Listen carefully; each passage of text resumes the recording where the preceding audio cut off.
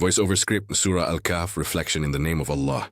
The most merciful, the especially merciful. Today, we journey through one of the most powerful and timeless chapters of the Qur'an, Surah Al-Kahf. This is not just a chapter to be recited. It is a chapter to be lived, a chapter that speaks to every generation, including ours. It is a surah of stories. But more than that, it is a surah of tests, tests of faith, tests of wealth, tests of knowledge, and tests of power. And through these tests it teaches us one central truth. This world is temporary, but what we choose in it echoes into eternity. Opening. The purpose of revelation. The surah begins by praising Allah, who revealed the Qur'an as a guidance without distortion, a book that is straight, clear, direct. It warns those who deny truth, and gives glad tidings to those who believe and do good. Right from the start we are reminded, this life is a test, everything on earth. Its beauty, its attractions. They are decorations, temporary displays, and one day, all of it will be reduced to dust. Story 1. The people of the cave. Now begins the first story. A group of young men, living in a society that had lost its way. Truth had become strange. Belief in one God was no longer accepted. Imagine being young, surrounded by pressure. Everyone around you believing something different, and yet, you know what is true. These young men refused to compromise. They stood firm. They said, "Our Lord is the Lord of the heavens and the earth. We will never call upon any God besides him." But standing for truth came at a cost. They were threatened, isolated, forced to choose. So they made a decision. They walked away from everything, their homes, their comfort, their people, and they sought refuge in a cave, not a palace, not a city, a cave. And there they turned to Allah and made a simple dua. "Our Lord, grant us mercy from yourself and guide us rightly." And what happened next was beyond imagination. Allah caused them to fall into a deep sleep, not for a night, not for a year, but for hundreds of years. Time passed. Generations came and went. Empires rose and fell. But inside that cave, they slept peacefully, preserved, protected. And when they woke up, it felt like just a day had passed. This story is not just a miracle. It is a message. When you sacrifice for Allah, He takes care of what you leave behind. It teaches us. Faith is not always easy. Standing alone may be necessary, and sometimes protection comes in unexpected ways. Reflection. Pause. Ask yourself, if your environment pressured you to compromise your beliefs, would you stand firm, or would you slowly blend in? Story 2. The man with 2 gardens. Now we move to a different kind of test. Not the test of hardship, but the test of success.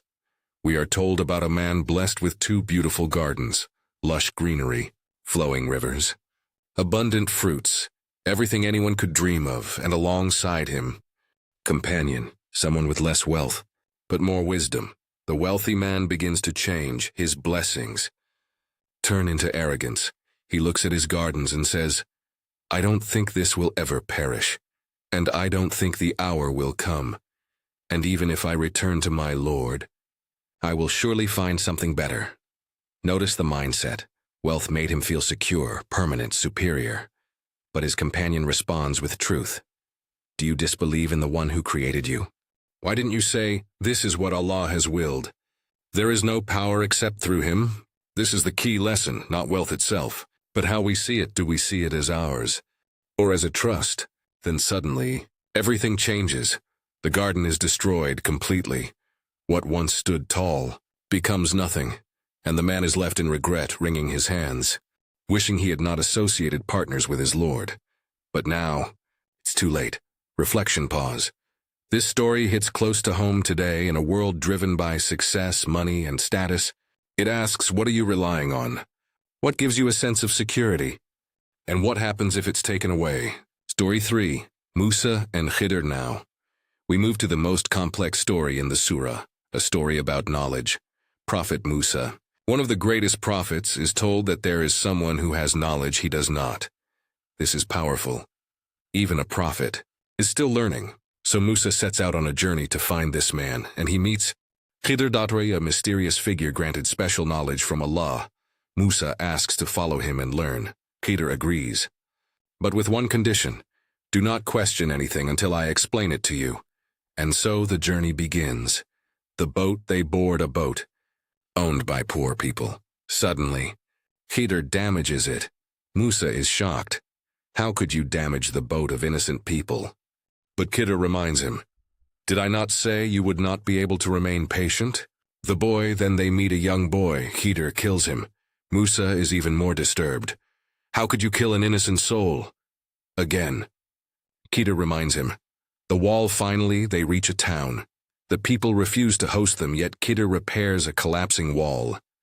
Without asking for payment, Musa questions again. And this time, the journey ends. The hidden wisdom now. Khidr explains everything. The boat, it belonged to poor people. A tyrant king was seizing all good boats. By damaging it, he saved it. He would have grown up to cause misery to his righteous parents. Allah would replace him with someone better. The wall, it hid a treasure belonging to orphan boys. Their father was righteous. The wall was repaired to protect it until they grew older. The lesson this story is deep. It teaches, not everything that looks bad is bad. Not everything that looks good is good. Our knowledge is limited. We see moments. Allah sees the whole picture. So when life doesn't make sense, when things happen that feel unfair, remember there may be a wisdom you cannot yet see. Reflection, pause. Think about a moment in your life. That didn't make sense at the time, but later, you understood why it happened. Now imagine the things you still don't understand.